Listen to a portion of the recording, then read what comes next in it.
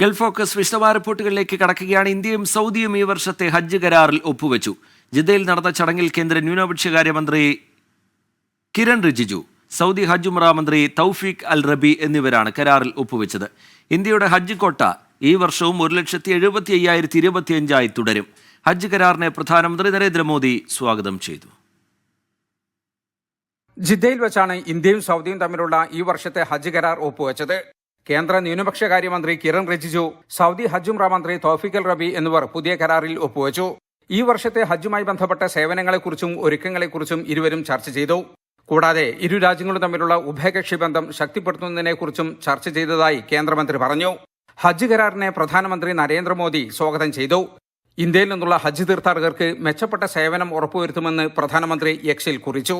June ആദ്യത്തിലാണ് ഈ വർഷത്തെ ഹജ്ജ്. ഇന്ത്യയുടെ ഹജ്ജ് കോട്ട 1,75,025 തുടരും. ഇതിൽ 80% അഥവാ 1,40,020 തീർത്ഥാടകർ കേന്ദ്ര ഹജ്ജ് കമ്മിറ്റി വഴിയും 35,005 തീർത്ഥാടകർ സ്വകാര്യ ഗ്രൂപ്പുകൾ വഴിയും ഹജ്ജ് നിർവഹിക്കും. ചടങ്ങിന് ശേഷം ജിദ്ദ ഹജ്ജ് ടെർമിനൽ മന്ത്രി സന്ദർശിച്ചു. 5 ദിവസത്തെ സന്ദർശനത്തിനായി 2 ദിവസം മുമ്പാണ് കേന്ദ്രമന്ത്രി കിരൺ റിജിജു റിയാദിലെത്തിയത്. ഇന്നലെ ജിദ്ദയിലെത്തിയ മന്ത്രിയെ സൗദി ഉംറ കാര്യ സഹമന്ത്രി അബ്ദുൽ അസീസ് അൽ വസാൻ സ്വീകരിച്ചു. റിയാദിൽ കഴിഞ്ഞ ദിവസം സൗദി ഗതാഗത മന്ത്രി സാലിഹ് അൽ ജസാറുമായി കൂടിക്കാഴ്ച നടത്തിയ കേന്ദ്രമന്ത്രി ഗതാഗത മേഖലയിൽ ഇരു രാജ്യങ്ങളും തമ്മിലുള്ള സഹകരണം, പ്രത്യേകിച്ച് ഹജ്ജ് തീർത്ഥാടകർക്കുള്ള സേവനം മെച്ചപ്പെടുത്തുന്നതിനെക്കുറിച്ച് ചർച്ച ചെയ്തു. ഇന്ത്യൻ എംബസിയിൽ ഇന്ത്യൻ കമ്മ്യൂണിറ്റി പ്രതിനിധികളുമായി മന്ത്രി കൂടിക്കാഴ്ച നടത്തി. യുനെസ്കോ പൈതൃക പട്ടികയിൽപ്പെട്ട ദിർരിയയിൽ മന്ത്രി സന്ദർശനം നടത്തുകയും ചെയ്തു. ജലീൽ കണമകലം, 24 ജിദ്ദ. സംസ്ഥാന സർക്കാർ സംഘടിപ്പിക്കുന്ന അന്താരാഷ്ട്ര നിക്ഷേപക സംഗമത്തിൽ പങ്കെടുക്കുന്നതിന് പ്രത്യേക സംഘത്തെ അയക്കുമെന്ന് അറിയിച്ചു UAE. അബുദാബി ചേംബർ ഓഫ് കൊമേഴ്സും നിക്ഷേപക സംഗമത്തിന് പ്രത്യേക സംഘത്തെ അയക്കും. നിക്ഷേപക സംഗമത്തിന്റെ ഭാഗമായുള്ള ഇൻവെസ്റ്റർ മീറ്റിനും റോഡ് ഷോയ്ക്കും ദുബായിൽ തുടക്കമായി. വ്യവസായ മന്ത്രി പി രാജീവുമായി UAE നിക്ഷേപ മന്ത്രി മുഹമ്മദ് ഹസൻ അൽ സുവൈദി അബുദാബിയിൽ നടത്തിയ കൂടിക്കാഴ്ചയ്ക്കിടെയാണ് ഇക്കാര്യം അറിയിച്ചത്. കേരളത്തിൽ ലോജിസ്റ്റിക്സ്, ഭക്ഷ്യ സംസ്കരണം തുടങ്ങിയ മേഖലകളിൽ കൂടുതൽ നിക്ഷേപത്തിന് താൽപര്യമുള്ളതായി മുഹമ്മദ് ഹസൻ അൽ സുവൈദി പറഞ്ഞു. IKGS-ൽ പങ്കെടുക്കുന്ന പ്രത്യേക സംഘം ഇക്കാര്യങ്ങൾ വിലയിരുത്തും. അബുദാബി ചേംബർ ഓഫ് കൊമേഴ്സും നിക്ഷേപക സംഗമത്തിന് പ്രത്യേക സംഘത്തെ അയക്കുമെന്ന് അറിയിച്ചിട്ടുണ്ട്. ലഭ്യമായ സ്ഥലങ്ങൾ പരിശോധിക്കുന്നതിനും നിക്ഷേപ മേഖലകൾ വിലയിരുത്തുന്നതിനും IKGS-ന് മുൻപായി ചേംബറിന്റെ ഉദ്യോഗസ്ഥ സംഘത്തെ കേരളത്തിലേക്ക് അയക്കുമെന്നും അധികൃതർ വ്യക്തമാക്കി. Lulu group chairman MA Yusuff അലിയും വ്യവസായ വകുപ്പിലെ ഉന്നത ഉദ്യോഗസ്ഥരും അബുദാബിയിൽ നടന്ന കൂടിക്കാഴ്ചയിൽ പങ്കെടുത്തു. നിക്ഷേപക സംഗമത്തിന്റെ ഭാഗമായുള്ള ഇൻവെസ്റ്റർ മീറ്റിനും റോഡ് ഷോയ്ക്കും ദുബായിൽ തുടക്കമായിട്ടുണ്ട്. 2 ദിവസത്തെ ദുബായ് ഇൻവെസ്റ്റർ മീറ്റിലും റോഡ് ഷോയിലുമായി പ്രധാന വ്യവസായികൾ, വാണിജ്യ സംഘടനകൾ എന്നിവരുമായി കൂടിക്കാഴ്ചകളും ചർച്ചയും നടക്കും. 24 ദുബായ്. ഇസ്രയേൽ ഹമാസ് വെടിനിർത്തലിനുള്ള കരട് രേഖ ഖത്തർ ഇസ്രയേലിനും ഹമാസിനും കൈമാറിയതായി റിപ്പോർട്ട്. അമേരിക്കയുടെയും ഖത്തറിന്റെയും മധ്യസ്ഥതയിൽ കഴിഞ്ഞ ഏതാനും ദിവസങ്ങളായി പുരോഗമിക്കുന്ന ചർച്ചയിലാണ് അന്തിമ കരാറിന് ധാരണയായത്. ഇത് സംബന്ധിച്ച ഔദ്യോഗിക പ്രഖ്യാപനം ഉടൻ ഉണ്ടായേക്കുമെന്നാണ് സൂചന. വെടിനിർത്തൽ കരാറിനായുള്ള ചില പ്രധാന വിഷയങ്ങളെക്കുറിച്ചുള്ള ചർച്ചകൾ പുരോഗതി കൈവരിച്ചതായി ഹമാസ് കേന്ദ്രങ്ങളും അനൌദ്യോഗികമായി വ്യക്തമാക്കിയിട്ടുണ്ട്. 42 ദിവസത്തെ വെടിനിർത്തൽ, ബന്ദികളുടെ മോചനം, ഗസയിൽ നിന്ന് ഇസ്രായേലിന്റെ ഭാഗികമായ പിന്മാറ്റം, കുടിയൊഴിക്കപ്പെട്ട ഫലസ്തീനികൾ നാട്ടിലേക്ക് മടങ്ങുക, ഇന്ധനം ഉൾപ്പെടെ അവർക്കാവശ്യമായ ഗണ്യമായ തോതിലുള്ള മാനുഷിക സഹായം എത്തിക്കുക എന്നീ നിബന്ധനകൾ കരാറിൽ ഉൾപ്പെടുന്നതായാണ് ലഭ്യമാകുന്ന വിവരം. കരാറിന്റെ പകർപ്പ് ഹമാസിനും ഇസ്രായേലിനും ഖത്തർ കൈമാറിയിട്ടുണ്ട്. ഘട്ടം ഘട്ടമായി സൈന്യത്തെ പിൻവലിക്കുന്നതാണ് ഒരു നിർദ്ദേശം. ഇതോടൊപ്പം ബന്ദികളെ കൈമാറുന്നതും ഘട്ടം ഘട്ടമായി നടപ്പാക്കും. അതേസമയം ഇസ്രായേലിന്റെയും ഹമാസിന്റെയും ഔദ്യോഗിക പ്രതികരണങ്ങളാണ് ഇനി വരാനുള്ളത്. ചർച്ചയിൽ പങ്കെടുക്കുന്ന ഹമാസ് പ്രതിനിധികളുമായി ഖത്തർ അമീർ ഷെയ്ഖ് തമീം ബിൻ ഹമദ് അൽത്താനിയും ഇന്ന് കൂടിക്കാഴ്ച നടത്തിയിരുന്നു. ഇസ്രായേൽ ചാരസംഘടനയായ മൊസാദിന്റെ തലവനും നിയുക്ത US പ്രസിഡന്റ് ഡൊണാൾഡ് ട്രംപിന്റെ മിഡിൽ ഈസ്റ്റ് പ്രതിനിധിയും ഖത്തർ പ്രധാനമന്ത്രിയും തമ്മിലുള്ള ചർച്ചയെ തുടർന്നാണ് വെടിനിർത്തൽ കരാറിലേക്ക് കാര്യങ്ങളെത്തിയത്. ട്രംപ് അധികാരമേൽക്കും മുമ്പ് വെടിനിർത്തൽ സാധ്യമാക്കാനാണ് ശ്രമം. വെടിനിർത്തൽ കരാറുമായി ബന്ധപ്പെട്ട് US president Joe Biden Israel പ്രധാനമന്ത്രി ബെഞ്ചമിൻ നെതന്യാഹുവുമായി കഴിഞ്ഞ ഞായറാഴ്ച ഫോണിലൂടെ സംസാരിച്ചിരുന്നു. അതേസമയം സമാധാന ചർച്ചകൾ പുരോഗമിക്കുന്നതിനിടയിലും ഗസ സിറ്റിയിലെ സലാൽ ദീൻ സ്കൂളിൽ ഇസ്രായേൽ നടത്തിയ ബോംബാക്രമണത്തിൽ ഇന്ന് 5-ലേറെ ഫലസ്തീനികൾ കൊല്ലപ്പെട്ടു. തിങ്കളാഴ്ച പുലർച്ചെ മുതൽ ഗസയിൽ 26 ഫലസ്തീനികൾ കൊല്ലപ്പെട്ടതായാണ് റിപ്പോർട്ടുകൾ. Anwar Paleri, 24 Doha. Oman Ibri Kalakairali ബാലവിഭാഗത്തിന്റെ നേതൃത്വത്തിൽ കുട്ടിയോളും കുറുമ്പുകളും പരിപാടി നടന്നു. ഇബ്രി വിമൻസ് ഹാളിൽ നടന്ന പരിപാടിയിൽ 100-ലധികം കുട്ടികൾ പങ്കെടുത്തു. വേണുഗോപാൽ നേതൃത്വം നൽകിയ പരിപാടി രക്ഷിതാക്കൾക്കും പ്രേക്ഷകർക്കും വ്യത്യസ്ത അനുഭവമായി. ബാലവിഭാഗം ചുമതലക്കാരായ നിഷാദ്, വിനീത് തുടങ്ങിയവർ പരിപാടികൾ നിയന്ത്രിച്ചു.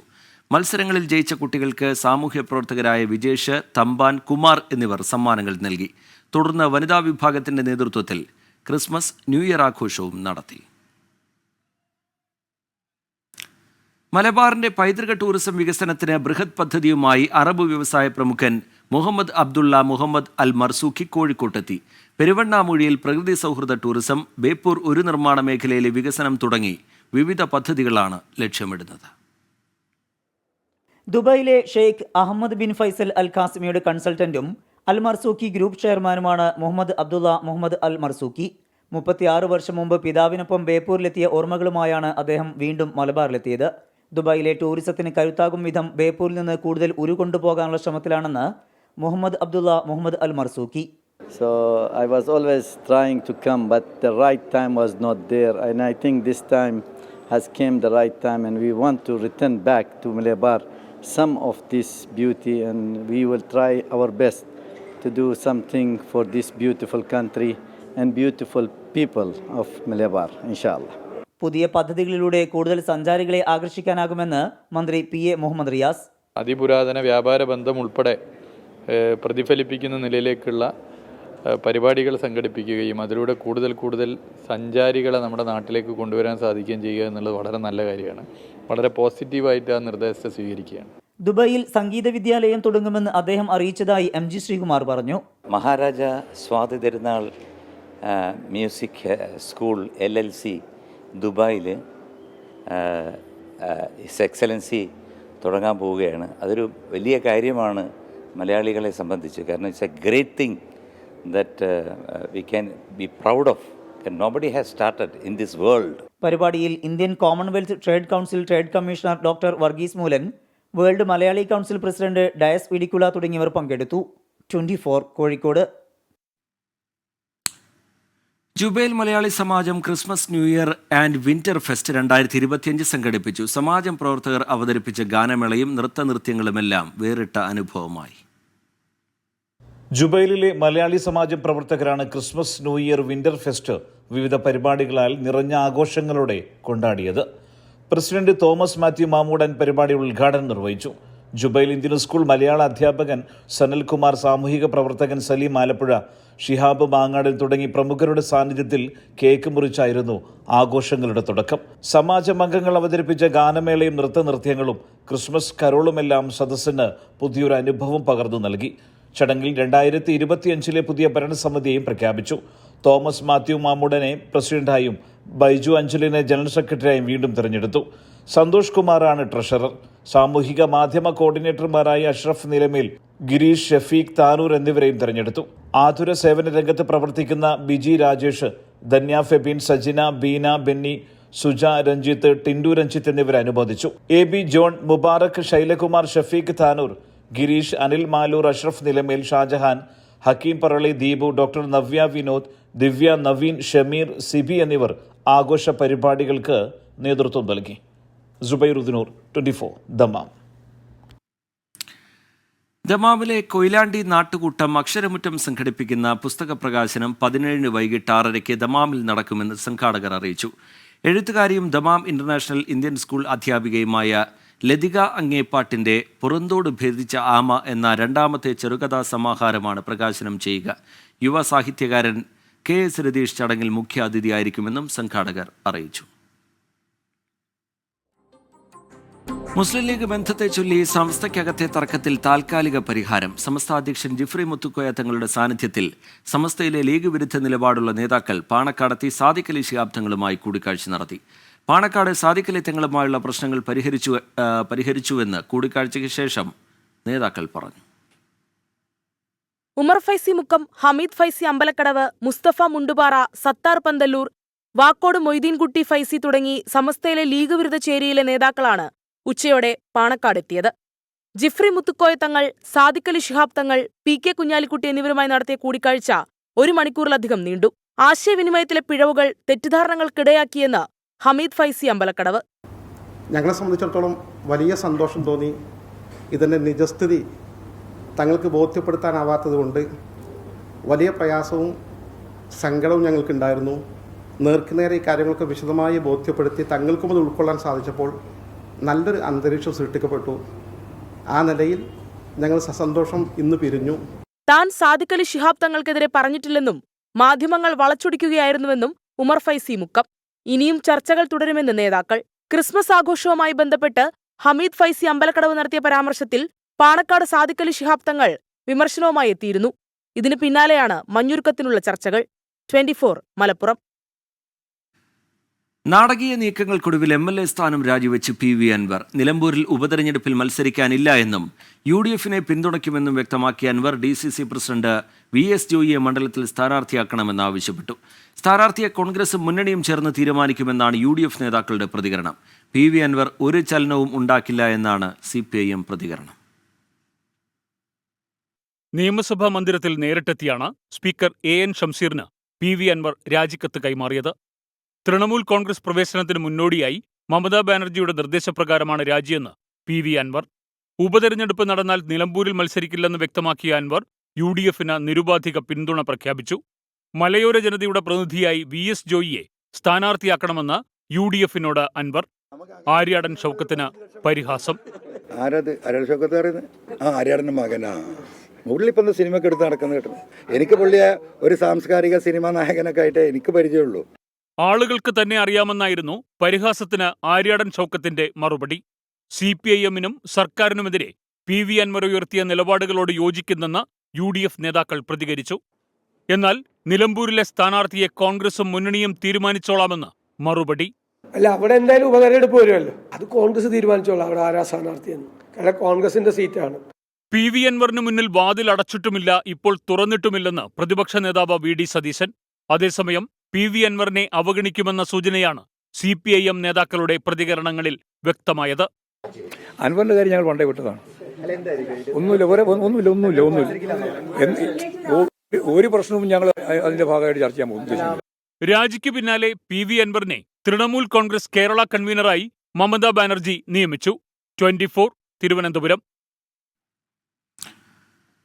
മുഖ്യമന്ത്രിയുടെ പൊളിറ്റിക്കൽ സെക്രട്ടറി P ശശിയുടെ നിർദ്ദേശപ്രകാരമാണ് പ്രതിപക്ഷ നേതാവ് VD സതീശനെതിരെ 150 കോടി രൂപയുടെ ആരോപണം ഉന്നയിച്ചതെന്ന വെളിപ്പെടുത്തലുമായി PV അൻവർ. ആരോപണത്തിൽ VD സതീശനോട് PV അൻവർ മാപ്പ് ചോദിച്ചു. മാപ്പപേക്ഷ സ്വീകരിക്കുന്നുവെന്നാണ് VD സതീശന്റെ പ്രതികരണം. ആരോപണം തള്ളിയ P ശശി PV അൻവറിനെതിരെ നിയമ നടപടി സ്വീകരിക്കുമെന്ന് വ്യക്തമാക്കി. ഈ വിഷയത്തിൽ അദ്ദേഹത്തിനുണ്ടായ മാനഹാനിക്ക് ഞാൻ കേരള സമൂഹത്തോട് മാപ്പ് ചോദിക്കുകയാണ്. പിന്നെ എന്നോട് അഴിമതി ആരോപണം ഉന്നയിച്ചതിന്റെ പേരിൽ പൊതുമാപ്പ് പറഞ്ഞത് ഞാൻ തീർച്ചയായിട്ടും അത് സ്വീകരിക്കുന്നു. പത്തനംതിട്ടയിൽ ദളിത് പെൺകുട്ടിക്കെതിരായ ലൈംഗിക പീഡനത്തിൽ അറസ്റ്റിലായവരുടെ എണ്ണം 43 ഇന്ന് മാത്രം 15 പേരുടെ അറസ്റ്റാണ് രേഖപ്പെടുത്തിയത്. കേസന്വേഷണം CBI ഏൽപ്പിക്കണമെന്ന് കോൺഗ്രസ് ആവശ്യപ്പെട്ടു. 18-കാരിയുടെ മൊഴിയിൽ അറസ്റ്റിലാകുന്നവരുടെ എണ്ണം കൂടുകയാണ്. സംശയമുള്ളവരെ കസ്റ്റഡിയിലെടുത്ത് പോലീസ് ചോദ്യം ചെയ്യുന്നുണ്ട്. 58 പേരെ ഇതിനകം തന്നെ തിരിച്ചറിഞ്ഞു. ഇതിൽ ചിലർ വിദേശത്താണ്. ആകെ 29 FIR ആണ് ജില്ലയിലെ വിവിധ സ്റ്റേഷനുകളിലായി രേഖപ്പെടുത്തിയത്. മഹിളാ മന്ദിരത്തിൽ പാർപ്പിച്ചിട്ടുള്ള പെൺകുട്ടിക്ക് കൗൺസിലിംഗ് നൽകുന്നുണ്ട്. കുട്ടിയുടെ മാതാപിതാക്കളുടെയും സഹോദരന്റെയും മൊഴി വീണ്ടും രേഖപ്പെടുത്താൻ അന്വേഷണ സംഘം തീരുമാനിച്ചു. സംഭവത്തിൽ ഞെട്ടിക്കുന്ന വിവരങ്ങളാണ് ഓരോ ദിവസവും പുറത്തുവരുന്നത്. കഴിഞ്ഞ വർഷം ജനുവരിയിൽ പത്തനംതിട്ട ജനറൽ ആശുപത്രിയിൽ പെൺകുട്ടിയെ 4 പേർ ചേർന്ന് പീഡിപ്പിച്ചെന്ന് FIRലുണ്ട്. പ്രതികളിൽ ഒരാളുടെ ബന്ധു ഇവിടെ ചികിത്സ തേടിയിരുന്നു. ഇവരെ കാണാനെന്ന വ്യാജേന പെൺകുട്ടിയെ എത്തിച്ച് ശുചിമുറിയിൽ വെച്ചായിരുന്നു പീഡനം. അന്വേഷണം CBIയെ ഏൽപ്പിക്കണമെന്ന് കോൺഗ്രസ് ആവശ്യപ്പെട്ടു. സ്പെഷ്യൽ ഇൻവെസ്റ്റിഗേഷൻ ടീം SIT ആയിരുന്നാലും ഈ കേസ് അട്ടിമറിക്കപ്പെടാൻ സാധ്യതയുണ്ട്. പ്രതികൾ രക്ഷപ്പെടാൻ സാധ്യതയുണ്ട്. അതുകൊണ്ട് തന്നെ കേന്ദ്ര ഏജൻസി CBI അന്വേഷണം ഈ വിഷയത്തിൽ അനിവാര്യമാണ് എന്ന് ഞാൻ കരുതുകയാണ്. DIG അജിത ബീഗത്തിന്റെ മേൽനോട്ടത്തിൽ പ്രത്യേക സംഘമാണ് കേസ് അന്വേഷിക്കുന്നത്. 24 പത്തനംതിട്ട. തൊഴിൽ തട്ടിപ്പിനിരയായി റഷ്യൻ കൂലിപ്പട്ടാളത്തിൽ ചേർന്ന മലയാളി യുവാവിന് യുദ്ധത്തിൽ ദാരുണാന്ത്യം. തൃശൂർ കുട്ടനെല്ലൂർ സ്വദേശി ബിനിൽ ബാബു ആണ് ഏറ്റുമുട്ടലിനിടെ മരിച്ചത്. ആക്രമണത്തിൽ ഗുരുതരമായി പരിക്കേറ്റ ജെയിൻ കുര്യൻ മോസ്കോയിലെ ആശുപത്രിയിൽ ചികിത്സയിലാണ്. കൂലിപ്പട്ടാളത്തിലകപ്പെട്ട ബിനിലിന്റെയും ജെയിനിന്റെയും മോചനത്തിനായി കുടുംബങ്ങൾ മുട്ടാത്ത വാതിലുകളില്ല. നിസ്സഹായാവസ്ഥ 24 പുറത്തു കൊണ്ടുവന്നതോടെ മലയാളി യുവാക്കളുടെ ദുരിതം പുറംലോകമറിഞ്ഞു. ഓർത്തഡോക്സ് സഭാ അധ്യക്ഷനും വിഷയത്തിലിടപെട്ടു. എന്നാൽ അവസാന പ്രതീക്ഷയും ബാക്കിയാക്കിയാണ് ബിനിലിന്റെ മരണവിവരം ഇന്ന് പുറത്തുവന്നത്. ദിവസങ്ങൾക്ക് മുൻപ് റഷ്യ-യുക്രൈൻ യുദ്ധത്തിൽ പരിക്കേറ്റ ജെയിൻ കുര്യനാണ് ബിനിലിന്റെ മരണവിവരം ബന്ധുക്കളിൽ ചിലരെ അറിയിച്ചത്. എന്നാൽ ഇന്ത്യൻ എംബസിയുടെ ഔദ്യോഗിക സ്ഥിരീകരണം ലഭിച്ചിരുന്നില്ല. ഇതിനു പിന്നാലെ ഗുരുതരമായി പരിക്കേറ്റ ജെയിനെ മോസ്കോയിലെ ആശുപത്രിയിലേക്ക് മാറ്റുകയും ചെയ്തു. ഇതോടെ ബിനിലിനെക്കുറിച്ചുള്ള വിവരങ്ങൾ അറിയാതെ ദിവസങ്ങളായി ബുദ്ധിമുട്ടിയ ബന്ധുക്കൾ പരാതിയുമായി വീണ്ടും ജനപ്രതിനിധികളെയും സർക്കാരിനെയും സമീപിച്ചിരുന്നു. ഇതിനിടയിലാണ് മരണവിവരം ഇന്ന് ഉച്ചയോടെ ഔദ്യോഗികമായി ഇന്ത്യൻ എംബസി കുടുംബത്തെ അറിയിച്ചത്. 24 തൃശൂർ. ഫിഷറീസ് വകുപ്പിലെ നിയമന തൊഴിൽ പരീക്ഷയ്ക്ക് തയ്യാറാക്കിയ ചോദ്യങ്ങൾ ചോർത്തിയെന്ന പരാതിയിൽ നിർണായക രേഖ പുറത്ത്. ചോദ്യങ്ങൾ ചോർത്തി നൽകിയെന്ന പരാതിയിൽ കഴമ്പുണ്ടെന്ന ഫിഷറീസ് വകുപ്പ് മേധാവിയുടെ റിപ്പോർട്ടാണ് പുറത്തുവന്നത്. സർക്കാരിന് സമർപ്പിച്ച റിപ്പോർട്ടിന്റെ പകർപ്പ് 24-ന് ലഭിച്ചു.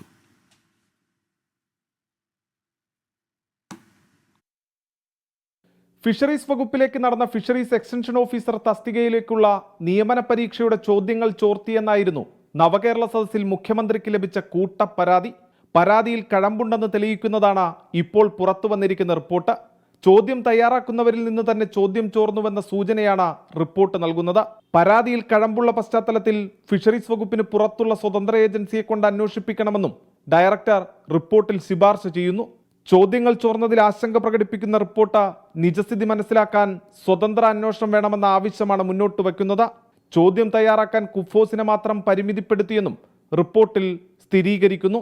ചോദ്യപേപ്പർ ചോർത്തിയെന്ന് കാട്ടി നവകേരള സദസ്സിൽ നൽകിയ പരാതികൾ അതീവ ഗുരുതരമാണെന്നും റിപ്പോർട്ടിൽ പരാമർശമുണ്ട്. സ്വതന്ത്ര അന്വേഷണം വേണമെന്ന ശുപാർശ സമർപ്പിച്ച 8 മാസം കഴിഞ്ഞിട്ടും തുടർ നടപടി സ്വീകരിക്കാതെ സംസ്ഥാന സർക്കാരും ഒളിച്ചു കളിക്കുകയാണ്. സൂരജ് സജി, 24. റേഷൻ വ്യാപാരികൾ അനിശ്ചിതകാല കടയടപ്പ് സമരത്തിലേക്ക്. ഈ മാസം 27 മുതൽ സംസ്ഥാന വ്യാപകമായി റേഷൻ കടകൾ അടച്ചിടും. വിവിധ ആവശ്യങ്ങൾ ഉന്നയിച്ച് റേഷൻ വ്യാപാരി സംയുക്ത സമിതിയാണ് സമരത്തിന് ആഹ്വാനം നൽകിയത്. റേഷൻ വ്യാപാരികളുടെ വേതനം പരിഷ്കരിക്കുക, കമ്മീഷൻ വിതരണം ചെയ്യുക തുടങ്ങിയ ആവശ്യങ്ങൾ ഉന്നയിച്ചാണ് റേഷൻ വ്യാപാരികൾ കടയടച്ച് പ്രതിഷേധിക്കുന്നത്. ജനുവരി 27 മുതൽ അനിശ്ചിതകാലത്തേക്കാണ് സമരം. പലതവണ സർക്കാരിന്റെ ശ്രദ്ധയിൽപ്പെടുത്തിയിട്ടും റേഷൻ വ്യാപാരികളുടെ ആവശ്യങ്ങളിൽ നടപടിയുണ്ടായില്ല.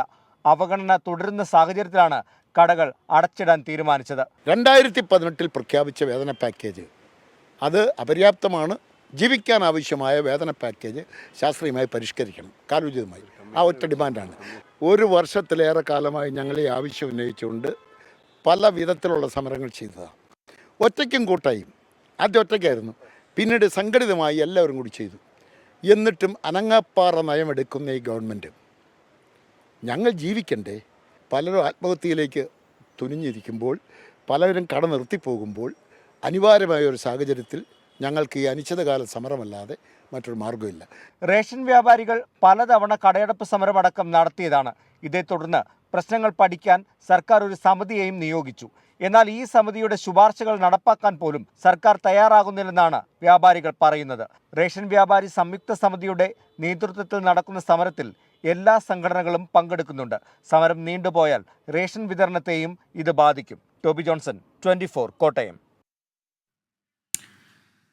മലയാളിയായ justice K Vinod Chandran supreme കോടതി ജഡ്ജി. കൊളീജിയത്തിന്റെ ശുപാർശ കേന്ദ്ര സർക്കാർ അംഗീകരിച്ചതിന് പിന്നാലെ നിയമന ഉത്തരവിൽ രാഷ്ട്രപതി ഒപ്പുവെച്ചു. ബീഹാർ ഹൈക്കോടതി ചീഫ് ജസ്റ്റിസ് ആയിരുന്നു കെ വിനോദ് ചന്ദ്രൻ. ചീഫ് ജസ്റ്റിസ് സഞ്ജീവ് ഖന്ന അധ്യക്ഷനായ കൊളീജിയമാണ് ജസ്റ്റിസ് വിനോദ് ചന്ദ്രനെ സുപ്രീം കോടതിയിലേക്ക് ശുപാർശ ചെയ്തത്. 2011 മുതൽ 2023 വരെ കേരള ഹൈക്കോടതിയിൽ ജഡ്ജിയായിരുന്നു. 2023 പട്ന ഹൈക്കോടതിയിൽ ചീഫ് ജസ്റ്റിസായി നിയമിതനായി. നോർത്ത് പറവൂർ സ്വദേശിയാണ് ജസ്റ്റിസ് വിനോദ് ചന്ദ്രൻ. ഈ റിപ്പോർട്ടോടെ ഗൾഫ് ഫോക്കസ് പൂർത്തിയാവുകയാണ്. നമസ്കാരം.